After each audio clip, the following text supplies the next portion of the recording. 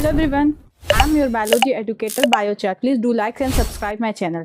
Previous video में हमने prokaryotes की डिटेल स्टडी की थी। इस वीडियो में हम यूकैरियोट्स के बारे में कंप्लीट स्टडी करेंगे। बट यूकैरियोट्स को शुरू करने से पहले हम डिफरेंस देख लेते हैं प्रोकैरियोट्स और यूकैरियोट्स में। कैरेक्टर्स जो होते हैं प्रोकैरियोट्स और यूकैरियोट्स में, जो डिफरेंस देखना है वो हम ये है। इसमें ट्रू न्यूक्लियस प्रोकैरियोट्स में एब्सेंट होता है, यूकैरियोट्स में प्रेजेंट होता है। न्यूक्लियर मेम्ब्रेन प्रोकैरियोट्स में एब्सेंट होती है, यूकैरियोट्स में प्रेजेंट होती है। न्यूक्लियोलस प्रोकैरियोट्स में प्रेजेंट होता है, यूकैरियोट्स में एब्सेंट होता है। इन सब की डिटेल स्टडी हमने पिछले वीडियो में पढ़ ली है। बस हम आपको एक कॉमन डिफरेंस बताने के लिए जल्दी जल्दी से आपको बता के यूकैरियोट्स की शुरू करते हैं। डीएनए इसमें सिंगल सर्कुलर होता है और डबल स्टैंडर्ड होता है। इसमें मैनी लीनियर होता है और डबल स्टैंडर्ड होता है यूकैरियोट्स में। क्रोमोसोम प्रोकैरियोट्स में सिंगल होता है, यूकैरियोट्स में मैनी होते हैं। हिस्टोन प्रोटीन प्रोकैरियोट्स में एब्सेंट होती है, यूकैरियोट्स में प्रेजेंट होती है। मेम्ब्रेन बाउंड ऑर्गेनेली प्रोकैरियोट्स में एब्सेंट होता है, यूकैरियोट्स में प्रेजेंट होता है। सेल वॉल प्रोकैरियोट्स में प्रेजेंट होती है, यूकैरियोट्स में भी प्रेजेंट होती है। प्रोकैरियोट की सेल वॉल पेप्टिडोग्लाइकेन की बनी होती है, यूकैरियोट की सेल वॉल जो होती है काइटिन की भी हो सकती है, सेलुलोज, हेमीसेलुलोज, पेक्टिन, इन सब की हो सकती है। मीसोसोम्स प्रोकैरियोट्स में प्रेजेंट होता है, यूकैरियोट्स में एब्सेंट होता है, इसलिए मीसोसोम्स को हम स्पेशल कैरेक्टरिस्टिक कहते हैं प्रोकैरियोट्स की। पिलाई एंड फिम्ब्रिए प्रोकैरियोट्स में प्रेजेंट होती है, यूकैरियोट्स में एब्सेंट होती है। पॉलीसोम्स जो होता है वो प्रोकैरियोट्स में प्रेजेंट होता है, यूकैरियोट्स में एब्सेंट होता है। राइबोसोम्स प्रोकैरियोट्स में 70S होते हैं, यूकैरियोट्स में 70 और 80 दोनों होते हैं। 80S जो होता है साइटोप्लाज्म में होता है और 70S जो होता है माइटोकॉन्ड्रिया क्लोरोप्लास्ट के अंदर होता है। इंक्लूजन बॉडी जो होती है वो प्रोकैरियोट्स में प्रेजेंट होती है और यूकैरियोट्स में एब्सेंट होती है। इंक्लूजन बॉडी जो होती है वो रिजर्व फूड के लिए होती है। गैस वैक्यूल जो होता है वो प्रोकैरियोट्स में प्रेजेंट होता है, यूकैरियोट्स में एब्सेंट होता है। ये कुछ कॉमन डिफरेंस थे जो यूकैरियोट्स को शुरू करने से पहले आने बहुत जरूरी होते हैं। और अब हम इसके बाद सीधे यूकैरियोट्स को शुरू करते हैं।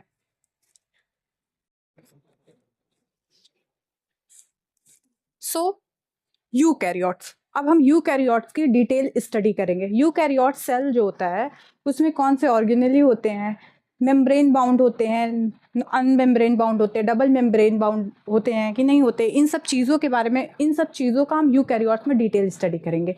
तो जब हम RH विटेकर जी का 5 किंगडम क्लासिफिकेशन पढ़ते हैं तो हमें पता चलता है कि यूकैरियोट्स जो होते हैं वो सबसे ज़्यादा होते हैं। प्रोकैरियोट सिर्फ एक किंगडम होता है, वो होता है मोनेरा, लेकिन जब यूकैरियोट्स होता है तो प्रोटिस्टा, फंगी, प्लांटी, एनिमेलिया सारे जो आते हैं वो यूकैरियोट्स में आते हैं। Means all protista, fungi, plants and animalia सब कुछ इंक्लूड होता है यूकैरियोट्स में। यूकैरियोट्स में मेम्ब्रेन बाउंड ऑर्गेनल होते हैं और न्यूक्लियस मेम्ब्रेन बाउंड होता है। इसमें वेल डेवलप्ड न्यूक्लियस मेम्ब्रेन होती है।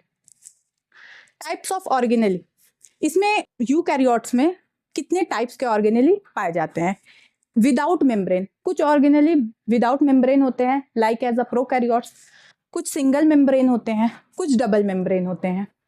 जो विदाउट मेम्ब्रेन होते हैं उसमें राइबोसोम्स होता है, प्रोकैरियोट में 70S होता है, यूकैरियोट्स में 80S होता है और 70S दोनों होता है। सेंट्रियोल एक स्ट्रक्चर होता है जिसके आगे हम डिटेल स्टडी करेंगे। इसमें जितनी भी ऑर्गेनेली लिखी इसकी आगे हम यूकैरियोट्स में कंप्लीट डिटेल स्टडी करेंगे, लेकिन यहाँ पे हम एक ओवरव्यू ले लेते हैं कि कौन से में मेम्ब्रेन होता है या नहीं होता है, डबल मेम्ब्रेन होता है, सिंगल मेम्ब्रेन होता है, तो इस बेसिक पे हम यहाँ पढ़ते हैं। तो सेंट्रियोल में कोई भी मेम्ब्रेन नहीं होती है, मतलब मेम्ब्रेन बिल्कुल नहीं होती। और सेंट्रियोल एक और पॉइंट है, ये प्लांट सेल में नहीं पाया जाता, एनिमल सेल में पाया जाता है, जो कि आगे आपको पता चलेगा। न्यूक्लियोलस, न्यूक्लियस के अंदर न्यूक्लियोलस होता है जो कि मेम्ब्रेन बाउंड नहीं होता है। सिंगल मेम्ब्रेन, जिसके पास सिर्फ एक मेम्ब्रेन होती है, उसमें एंडोप्लाज्मिक रेटिकुलम होता है, गोल्गी बॉडी होती है, वैक्यूल होता है, परऑक्सीसोम्स होता है, सीलिया एंड फ्लैजिला होता है। जो प्रोकैरियोट्स के सीलिया और फ्लैजिला होते हैं उसमें कोई भी मेम्ब्रेन नहीं होती है। डबल मेम्ब्रेन में आता है माइटोकॉन्ड्रिया, क्लोरोप्लास्ट एक तरह का प्लास्टिड है, और न्यूक्लियस। ये तीनों जो होते हैं वो डबल मेम्ब्रेन बाउंड होते हैं, माइटोकॉन्ड्रिया, क्लोरोप्लास्ट और न्यूक्लियस। ये तो था यूकैरियोट्स में कौन कौन से कितने मेम्ब्रेन बाउंड ऑर्गेनेली हैं और विदाउट मेम्ब्रेन। अब हम बात करते हैं यूकैरियोट्स में एक ऑर्गेनाइज न्यूक्लियस पाया जाता है, क्योंकि उसके पूरे न्यूक्लियर मेम्ब्रेन होती है, डबल न्यूक्लियर मेम्ब्रेन होती है, उसके अंदर न्यूक्लियस होता है और डीएनए फुली कंडेंस्ड होता है, क्योंकि इसमें हिस्टोन प्रोटीन पाए जाते हैं। तो एक पर्टिकुलर एरिया ऑक्यूपाई किया रहता है न्यूक्लियस, तो एक वेल ऑर्गेनाइज्ड होता है। फिर इसमें मेम्ब्रेन बाउंड ऑर्गेनेली जो होते हैं यूकैरियोट्स में, वो मतलब साइटोप्लाज्म का बहुत एक ऐसे कंपार्टमेंट में, जैसे एक घर होता है, घर में कमरे होते हैं, उसी तरीके से मेम्ब्रेन बाउंड ऑर्गेनली जो होते हैं वो साइटोप्लाज्म ऐसे कंपार्टमेंट में बांट देते हैं। तो इसे हम extensive compartmentalisation of cytoplasm.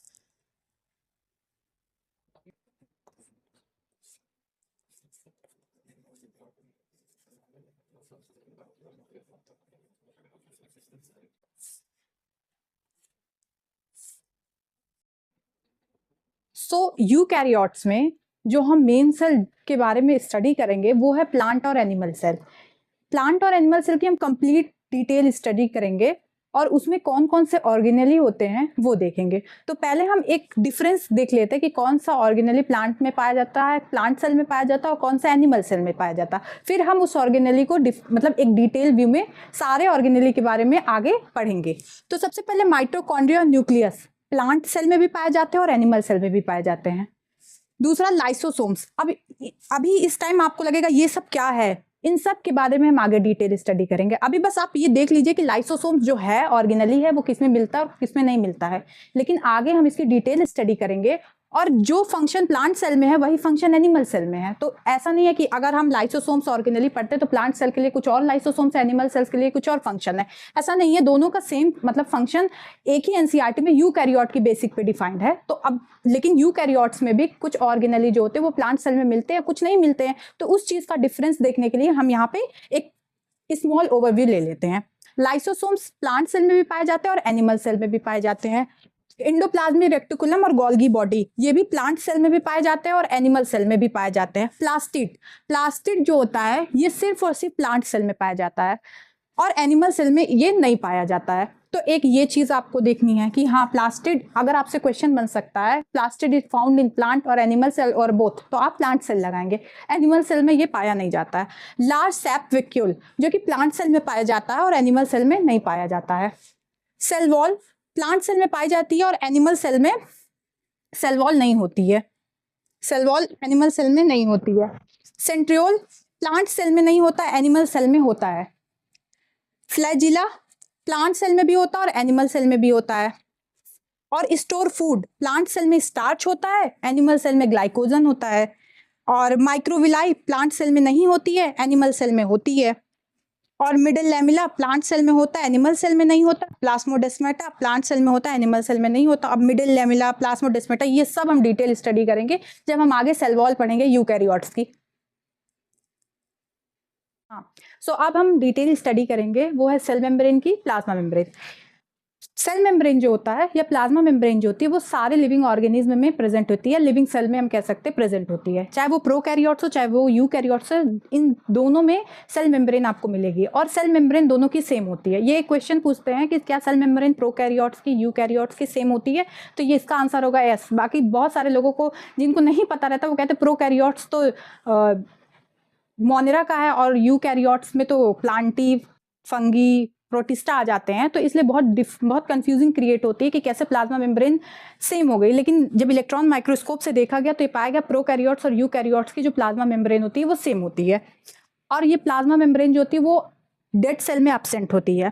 Tracheids हुआ, वेसल्स हुआ, फाइबर हुआ, स्क्लेरिड हुआ। आपसे पूछ सकता है क्या ट्रैकिड्स और वेसल्स और स्क्लेरिड और फाइबर्स में क्या प्लाज्मा मेम्ब्रेन प्रेजेंट होती है, तो वो प्लाज्मा मेम्ब्रेन एब्सेंट होती है क्योंकि प्रोटोप्लाज्म ही नहीं होता है। जब प्रोटोप्लाज्म नहीं है तो सेल प्लाज्मा मेम्ब्रेन भी नहीं है।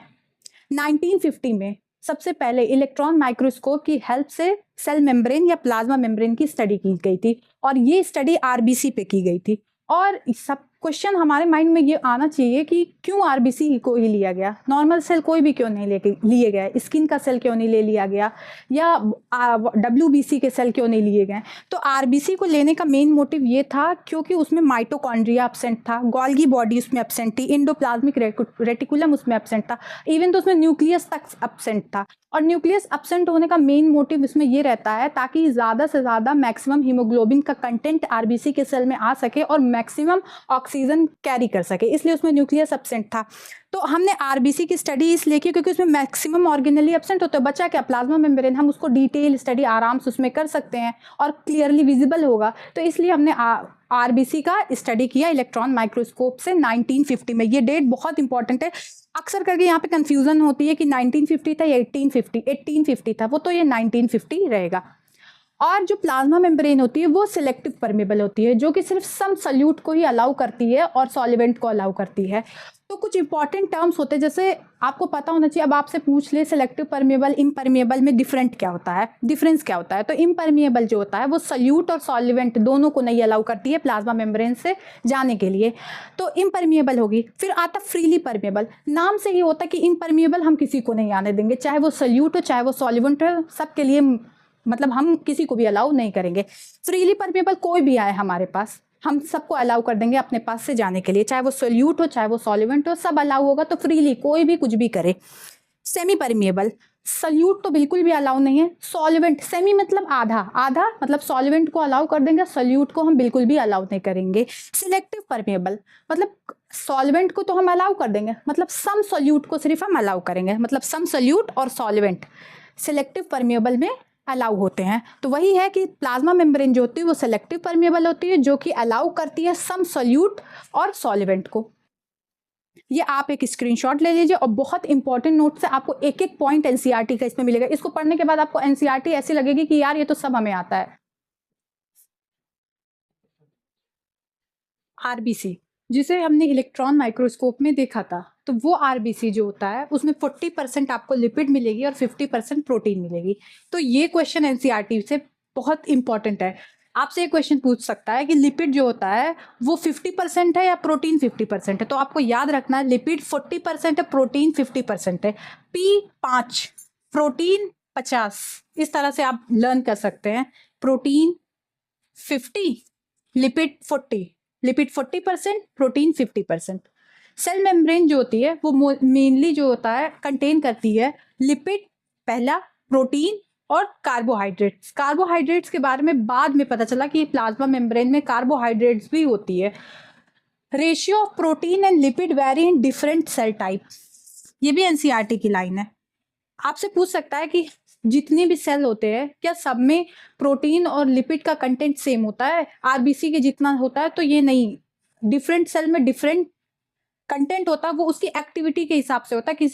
किस सेल को प्रोटीन का ज़्यादा ज़रूरत है तो उस सेल में प्रोटीन का कंटेंट ज़्यादा होगा। जब फैट, जिस सेल में, जैसे लीवर के सेल में फैट ज़्यादा होता है तो लीवर के सेल में लिपिड का कंटेंट थोड़ा ज़्यादा होगा as compare to RBC. Lipid जो होता है वो फॉस्फोलिपिड और कोलेस्ट्रॉल, ये दो चीज़ों से बना होता है। प्लाज्मा मेम्ब्रेन की बात करते हैं, इसमें जो फॉस्फोलिपिड होता है वो फॉस्फोलिपिड होता है और इसमें प्लस कोलेस्ट्रॉल होता है।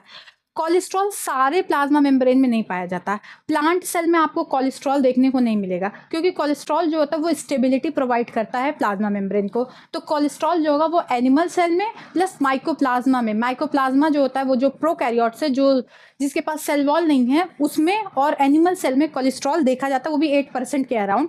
तो लिपिड जो होता है फॉस्फोलिपिड होता है, कोलेस्ट्रॉल होता है। कोलेस्ट्रॉल सिर्फ एनिमल सेल में होता है या ऐसे सेल में होता है जिसके पास सेल वॉल नहीं होती, जो उसे स्टेबिलिटी प्रोवाइड करता है। फॉस्फोलिपिड, ये जो फॉस्फोलिपिड होता है अब हम उसकी डिटेल स्टडी करेंगे। फॉस्फोलिपिड में जो होता है ये पहले ग्लिसरॉल होता है। ग्लिसरॉल और फैटी एसिड मिल करके एस्टर बॉन्ड का फॉर्मेशन करते हैं, मतलब फैटी एसिड का OH और ग्लिसरॉल का H मिल करके वाटर का लॉस करके एस्टर बॉन्ड का फॉर्मेशन होता है।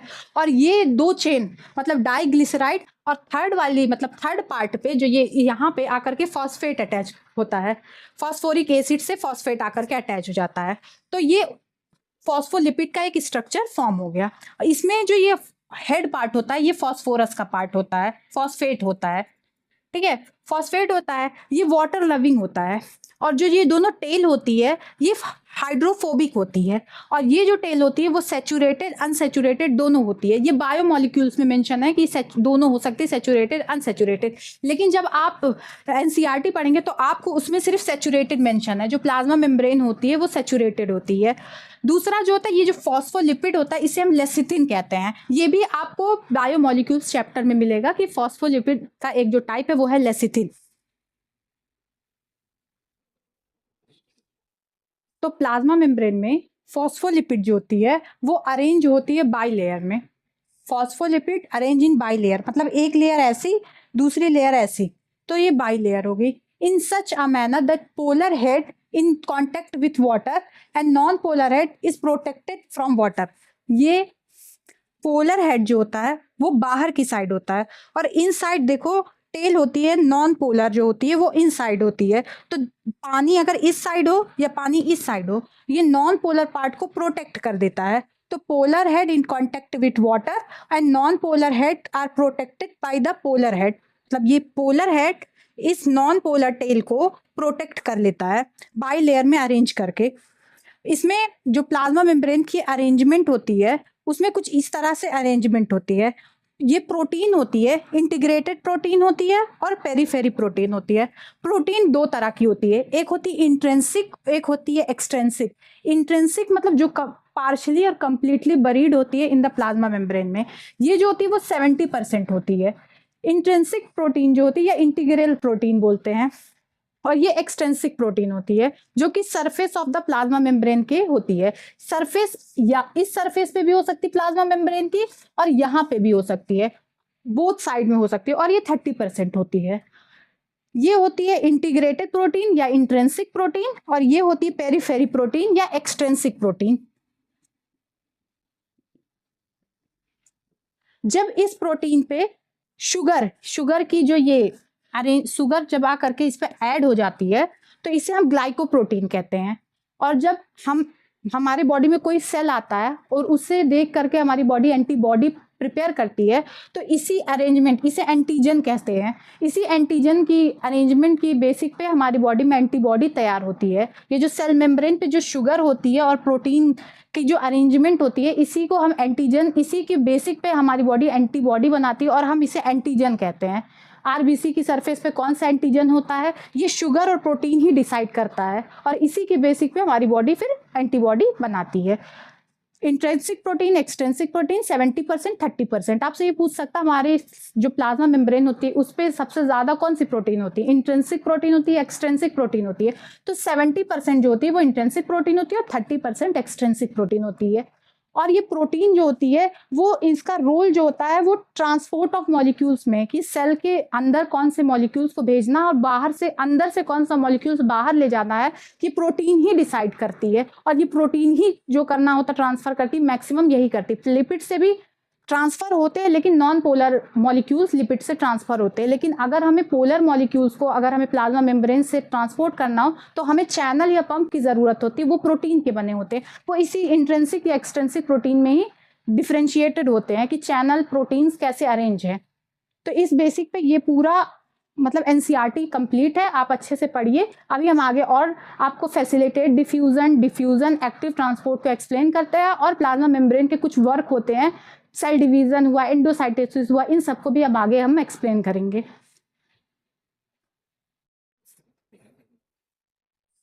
1972 में सिंगर एंड निकोलसन ने एक मॉडल दिया सेल स्ट्रक्चर को, सेल मेम्ब्रेन की स्ट्रक्चर को डिटेल स्टडी करने के लिए। उस मॉडल का नाम था फ्लूइड मोजाइक मॉडल। तो पहला ये क्वेश्चन बनता है, फ्लूइड मोजाइक मॉडल किसने प्रपोज किया था? सिंगर एंड निकोलसन ने। कब प्रपोज किया था? 1972 में। एक क्वेश्चन ये बहुत इंपॉर्टेंट बनता है, इसमें जो मेम्ब्रेन का जो नेचर बताया गया है वो क्वासी फ्लूइड बताया गया है, मतलब अर्ध तरल। जिस तरह से शुगर की जो चाशनी होती है उसका नेचर जो होता है थोड़ा थिक, थोड़ा लिक्विड, सेम उसी तरीके का होता है क्वासी फ्लूइड नेचर। इस quasi fluid nature of the cell membrane से प्रोटीन की जो होती है वो लैटरल मूवमेंट पॉसिबल हो सकती है। जैसे अब प्रोटीन, अगर वो सेल मेम्ब्रेन होता बहुत सॉलिड रहता तो प्रोटीन उसमें मूव कर ही नहीं पाता, लेकिन उसका जो नेचर है वो क्वासी फ्लूइड है, हल्का सा लिक्विड, हल्का सा सॉलिड, जेली लाइक समथिंग, तो उसमें प्रोटीन का मूवमेंट पॉसिबल है, और वो मूवमेंट लैटरल मूवमेंट है। तो आपसे पूछ सकता है प्रोटीन का कौन सा मूवमेंट पॉसिबल है, तो वो लैटरल मूवमेंट पॉसिबल है, फ्लिप फ्लॉप मूवमेंट नहीं पॉसिबल है, लैटरल मूवमेंट। लैटरल मूवमेंट होता है ऐसे ऐसे, मतलब अगर ये ऐसे और ऐसे, तो मतलब इधर, ये इधर अपनी पोजीशन चेंज कर सकता है, इधर कर सकता है। अगर ये 1 है, ये 2 है, तो ये 2 हो सकता है, ये 1 हो सकता है, इसे लैटरल मूवमेंट कहते हैं। अब हम बात करते हैं फ्लूइडिटी की डेफिनेशन क्या होती है। The ability of the molecules to move within the membrane, membrane के अंदर मूव करने की जो एबिलिटी होती है उसे फ्लूइडिटी कहते हैं। फ्लूइडिटी लिक्विड और गैस में पाई जाती है और सॉलिड में ये प्रॉपर्टी पाई ही नहीं जाती है। फ्लूइडिटी में लिपिड और प्रोटीन दोनों का नेचर आते हैं। लिपिड जो होता है वो कितना फ्लूइड, मतलब कितना मूव कर सकता है, ये 2 तरीके से मूव कर सकता है, लेटरल और फ्लिप फ्लॉप। लेटरल मूवमेंट जो होता है, यहाँ पे हमने एक्सप्लेन किया कि मतलब एक दूसरे से अपनी पोजीशन, मतलब अगर ये ऐसे और ऐसे है तो ये लेटरल मूवमेंट, मतलब ये यहाँ चला जाएगा और ये यहाँ चला जाएगा, तो ये लेटरल मूवमेंट होगी। और फ्लिप फ्लॉप मूवमेंट होती है कि अगर ये एक ऐसा है और एक ये ऐसा है तो ये अपनी पोजीशन आपस में इंटरचेंज कर लेंगे, तो ये फ्लिप फ्लॉप हो गया। तो ये लिपिड जो होता है वो दो तरीके की मूवमेंट शो करता है, एक लैटरल और एक फ्लिप फ्लॉप। और जो प्रोटीन होता है वो सिर्फ एक तरह की मूवमेंट शो करता है, वो होती है लैटरल मूवमेंट। अब हम बात करते हैं, ये तो पूरा हो गया मेम्ब्रेन का डिफिनेशन कि इसमें कौन सी, मतलब कैसा नेचर होता है, कौन सा मूवमेंट शो करता है, लिपिड कौन सा मूवमेंट शो करता है और प्रोटीन कौन से मूवमेंट शो करता है।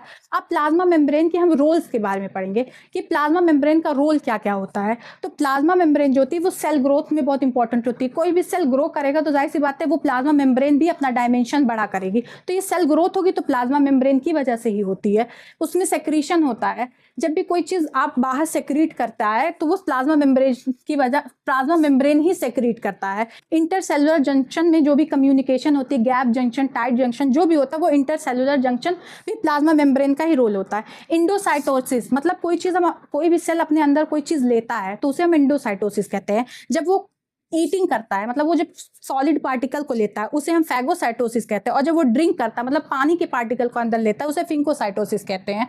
तो ये रोल ऑफ प्लाज्मा मेम्ब्रेन है। पांचवा रोल है सेल डिवीजन। एक सेल को दो सेल, जब उसके कंटेंट सेल बहुत ज्यादा ग्रोथ हो जाती है, उसमें न्यूक्लियस भी डबल हो जाता है, डीएनए भी डबल हो जाता है, तो यही प्लाज्मा मेम्ब्रेन सेल का डिवीजन करती है। एक सेल से दो सेल का फॉर्मेशन हो जाता है। इसके रोल बहुत इंपॉर्टेंट, आप एकदम लाइन वाइज लर्न कर लीजिए। सेल की ग्रोथ में, सेक्रीशन में, इंटरसेलुलर जंक्शन में, इंडोसाइटोसिस में और सेल डिवीजन में। ये एनसीईआरटी में मेंशन है। और भी बहुत सारे वर्क है प्लाज्मा मेम्ब्रेन के, बहुत सारे रोल है, लेकिन ये रोल बहुत इंपॉर्टेंट है जो कि आपको आने चाहिए क्योंकि ये एनसीईआरटी में मेंशन है। अब आगे हम पढ़ेंगे active transport, passive transport, diffusion, फिर उसके बाद प्लाज्मा मेम्ब्रेन कंप्लीटली फिनिश हो जाएगी। सो लास्ट टॉपिक है कि प्लाज्मा मेम्ब्रेन में मॉलिक्यूल्स कैसे ट्रांसपोर्ट होते हैं। तो ट्रांसपोर्ट ऑफ मॉलिक्यूल्स के दो प्रोसेस होते हैं, एक तो होता है पैसिव, दूसरा होता है एक्टिव। नाम से पता चल रहा है पैसिव मींस, पैसिव मतलब no ATP required, high to lower concentration, मतलब एक साइड का कंसंट्रेशन बहुत हाई होगा, दूसरे साइड का कंसंट्रेशन बहुत लो होगा। तो हाई टू लो, जाहिर सी बात है जिस साइड का कंसंट्रेशन ज़्यादा हो तो वो प्रेशर लगाएगा और वो लो साइड में इजीली ट्रांसफर हो जाएगा। तो उसलिए उस ट्रांसफर के लिए हमें एनर्जी की कोई ज़रूरत नहीं रहेगी। हाई टू लोअर कंसंट्रेशन मतलब अगर यहाँ पे सब्सटेंस ज़्यादा है तो ये प्रेशर ज़्यादा लगाएगा, प्रेशर ये ज़्यादा लगाएगा, तो प्रेशर ग्रेडियंट की वजह से ये एक जगह से दूसरे जगह ट्रांसपोर्ट हो जाएंगे, हमें कुछ नहीं करना पड़ेगा। अलॉन्ग द कंसंट्रेशन ग्रेडियंट, जिसे हम प्रेशर ग्रेडियंट भी कह सकते हैं। नो एटीपी रिक्वायर्ड, क्योंकि जो सारा काम है वो ग्रेडियंट खुद कर दे रहा है। जो कंसंट्रेशन ग्रेडियंट है, एक साइड इतना ज़्यादा कंसंट्रेशन है, दूसरे साइड कंसंट्रेशन कम है, तो higher concentration to lower concentration transport हो रहा है।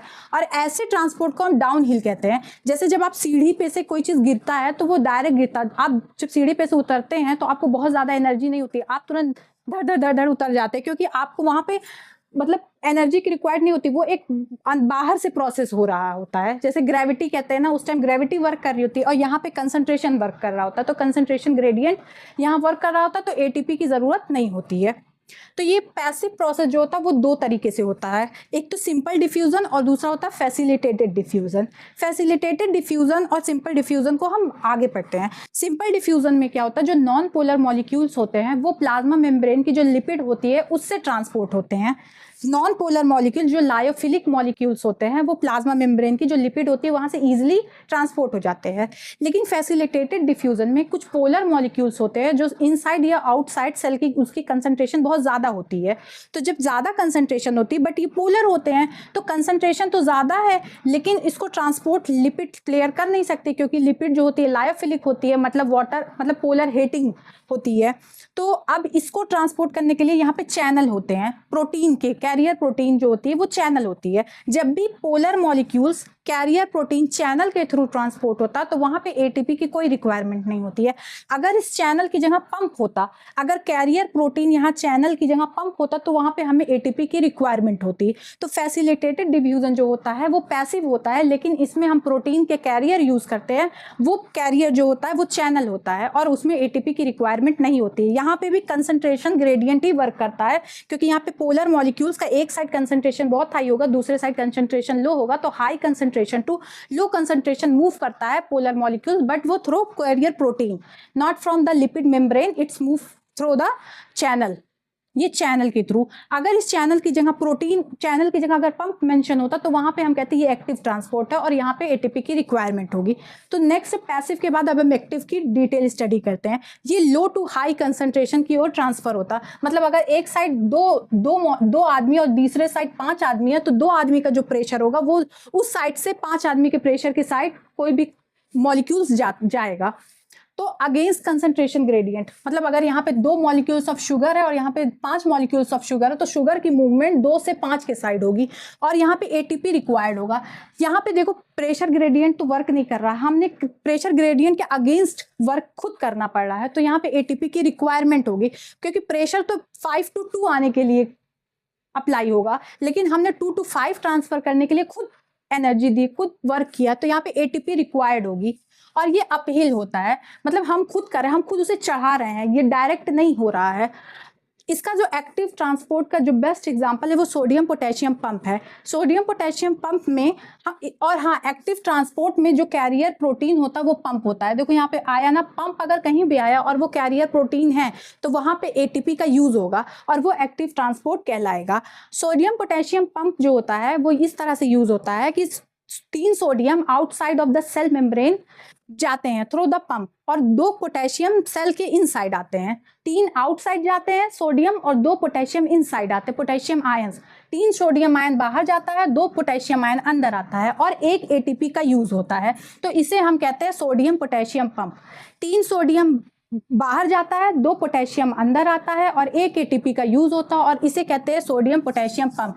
ये पंप जो होता है वो हमारे नर्वस सेल में, जब हम आगे पढ़ेंगे न्यूरॉन्स के बारे में, तो वहां पे इसका यूज होता है। तो ये एक्टिव ट्रांसपोर्ट होता है, इसमें एनर्जी की रिक्वायरमेंट होती है। 1 एटीपी का यूज हुआ, 3 सोडियम बाहर गए, 2 पोटेशियम अंदर आए और ये अगेंस्ट कंसंट्रेशन ग्रेडियंट होगा, मतलब बाहर के साइड सोडियम का कंसंट्रेशन ऑलरेडी हाई रहेगा लेकिन फिर भी हम इनसाइड टू आउटसाइड 3 सोडियम भेजेंगे अगेंस्ट कंसंट्रेशन ग्रेडियंट।